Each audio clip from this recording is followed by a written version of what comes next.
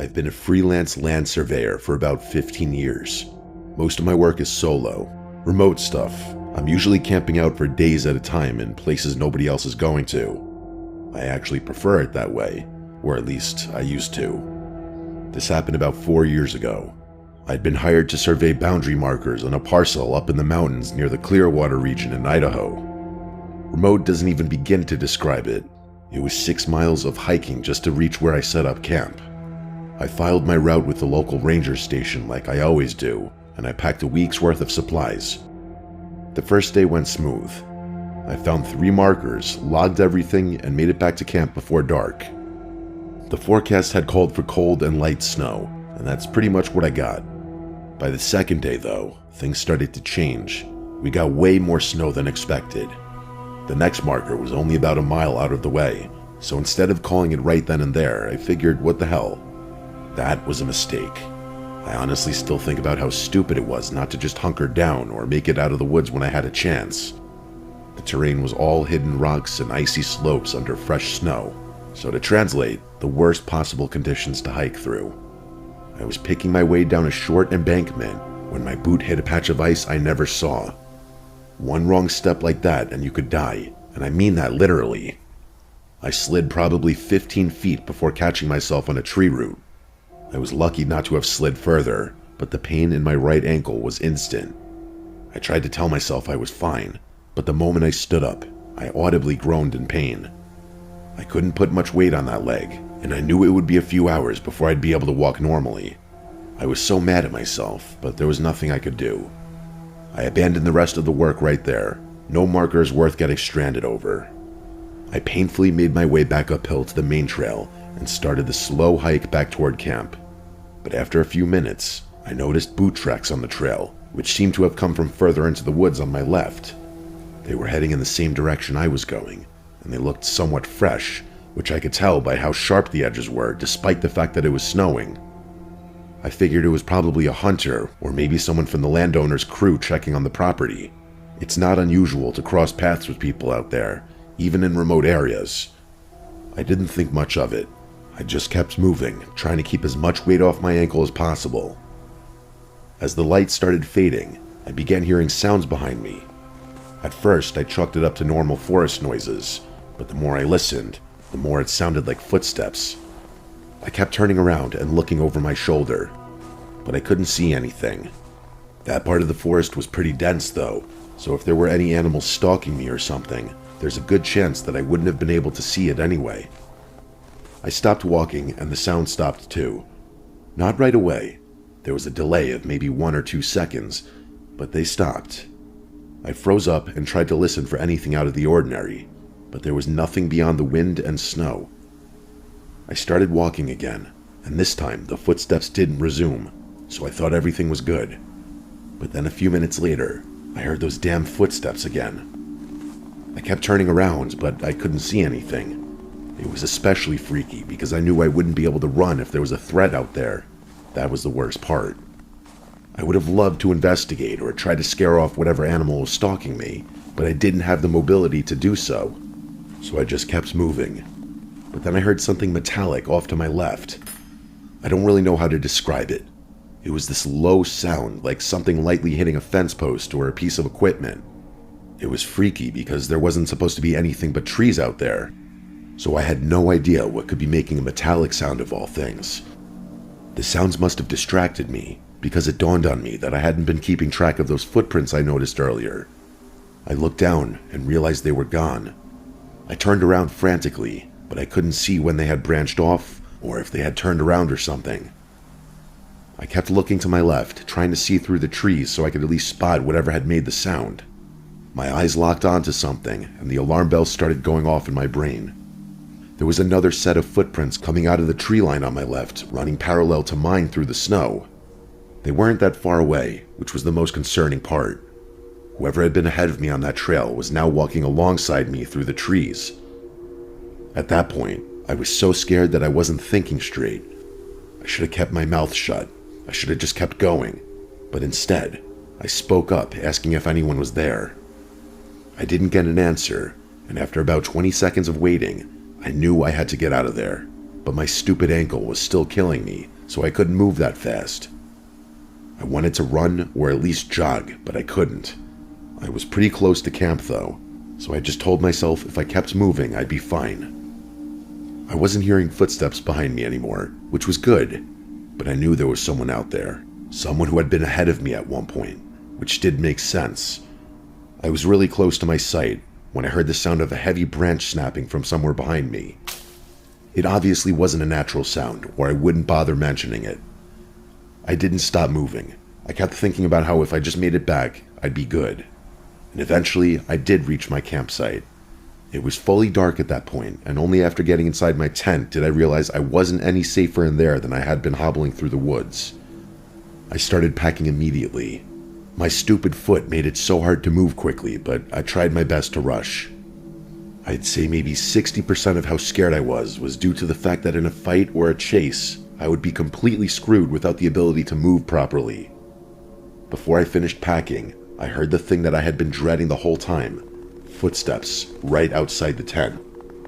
I was so unbelievably scared at that point, and I started thinking about all the options. The footsteps weren't approaching my tent, but rather circling it. There was nothing I could do but wait for them to charge my tent. The sounds of them circling went on for what felt like 5 minutes before everything went quiet. I hadn't heard whoever was out there walk away, but I didn't care. I was leaving, person or not.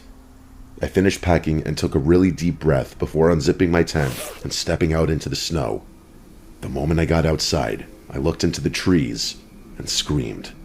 There was a guy standing in the tree line staring at me. He was really old and sickly, almost like he was dying. He looked disgusting. I stared back at him. I was fully expecting him to charge me, but he didn't. I put my hands up and said, "I don't want no trouble," and he didn't respond. I didn't know what to do. The staring contest lasted a few minutes before he said something I still think about. He said, "You're a lucky man," then turned and disappeared into the woods. The rest of that night is pretty blurry, partly because I was still in so much pain, and partly because of the encounter. If that guy wanted to fight me or kill me, he probably could have. With my ankle all messed up, there would have been nothing I could have done. I finished packing and left, not even caring about it being dark. When I eventually got checked out, I was told I had severely sprained my ankle, and it was a miracle I hadn't messed it up worse by walking. I ended up reporting that freak in the woods, but I know nothing was going to come of it. I didn't take another winter contract for almost a year. I still do remote work, it's my livelihood and I'm good at it, but I don't camp alone on winter assignments anymore. I either bring someone with me, or I turn the job down. This is still the scariest thing that has ever happened to me.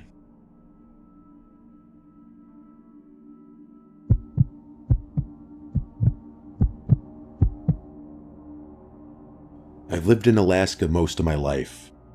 My family moved to Fairbanks when I was 6, and I never really left. I spent my summers working fish camps as a teenager, started guiding professionally in my early 20s, and that's basically been my life ever since.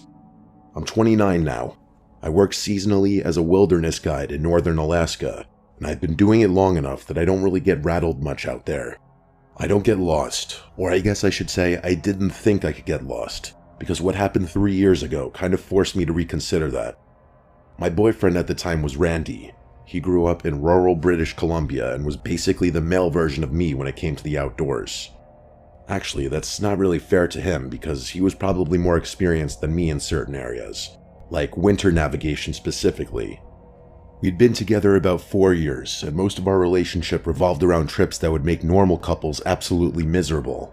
Week-long hunts and backcountry camping where you actually have to plan or you'll die. That sounds dramatic, but it's literally true up here. The plan was to snowmobile between 2 state-registered cabins about 60 miles apart. We'd spend a night at each and be back home in 4 days. We'd done the exact trip twice before, and it was always fine. The weather forecast looked good when we left, so we weren't worried at all. The first day was completely uneventful. We got to the second cabin by late afternoon, ate these freeze-dried meals that Randy swore tasted good but were honestly terrible, and then we played cards. It was a pretty relaxing evening. The next morning, I woke up and realized there was a genuine storm going on outside. It was basically a full-on blizzard that came out of nowhere, which was super surprising given the fact that there had been nothing indicating precipitation in the weather forecast.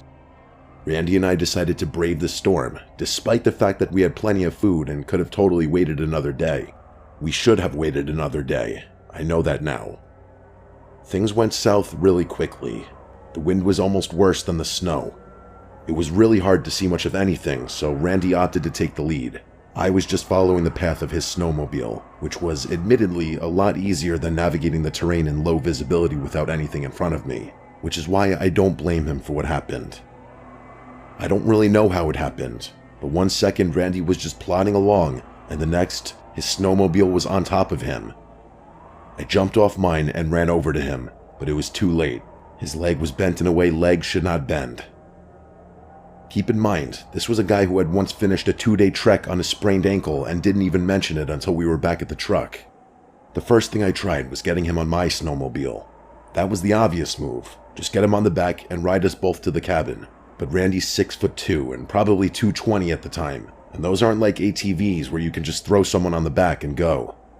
An Arctic cat in deep snow is already a lot of machine to handle by yourself. I got him up once, kind of half dragged him onto the seat behind me, and he lasted maybe 10 seconds before he slid off the side. The sound he made when he hit the ground is something I never want to hear again. I tried one more time, and it was worse. He couldn't grip with his legs at all, and every time the machine shifted even slightly, he'd start to go, and there was nothing I could do to hold him and steer at the same time. After the second attempt, he told me to stop, and the way he said it, he wasn't asking, he was telling me. That's when we both kind of accepted what the actual plan was going to have to be. I pulled out the satellite phone, and my hands were shaking so bad I almost dropped it. I actually managed to get a connection after a few tries, but I wasn't sure if my message about our coordinates and where we were got through. Relying on someone else to come save Randy was a terrible idea, and we both knew it. I knew what had to happen. I'd leave him sheltered with everything we had, then take my snowmobile and push for the nearest cabin to use the emergency radio. There wasn't really a discussion about it. Randy just looked at me, and I looked at him, and that was it. I got him set up with every extra layer we had and marked our coordinates on my GPS. He told me to be careful, and then he told me not to do anything stupid, and then I just left him there in the snow. I was navigating mostly by feel and GPS, but the circumstances seemed so dire that I was having trouble not freaking out. After about 45 minutes, things started feeling off, like landmarks weren't matching up and the terrain didn't look right. I kept telling myself it was the snow messing with my perception, but the feeling just got worse and worse, and then I saw smoke through the trees to my left. I angled toward it, thinking I somehow looped back to one of the cabins, but the structure didn't match either one. It was smaller and kind of ugly, honestly, with one side almost buried in a snowdrift. There was a faint glow from inside, and the smoke was coming from the chimney.